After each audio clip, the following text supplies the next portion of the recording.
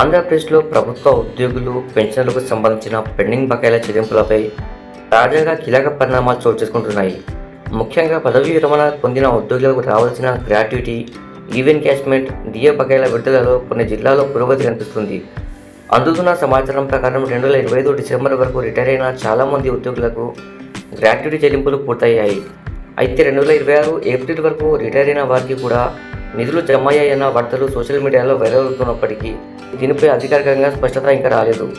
Leave encashment విషయంలో 2024 December వరకు retire అయిన ఉద్యోగుల్లో చాలామందికి చెల్లింపులు జరిగినట్లు తెలుస్తుంది. అయితే కొన్ని ఎయిడెడ్ కళాశాలల లెక్చరర్లు, ఇతర ప్రత్యేక విభాగాలకు చెందిన రిటైర్డ్ ఉద్యోగులు ఇంకా బకాయిల కోసం ఎదురు చూస్తున్నారు. పరిపాలన, సాంకేతిక కారణాల వల్ల వారి బిల్లులు పెండింగ్లో ఉన్నట్లు సమాచారం. ఇక 2018 జూలై డిఏ, డిఆర్ బకాయిల చెల్లింపుల విషయంలో కూడా కొంత కదలిక కనిపిస్తుంది.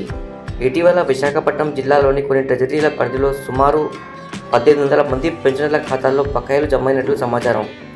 మరోవైపు కొన్ని జిల్లాల్లో మాత్రం ఈ చెల్లింపులు ఇంకా నిలిచిపోయాయి.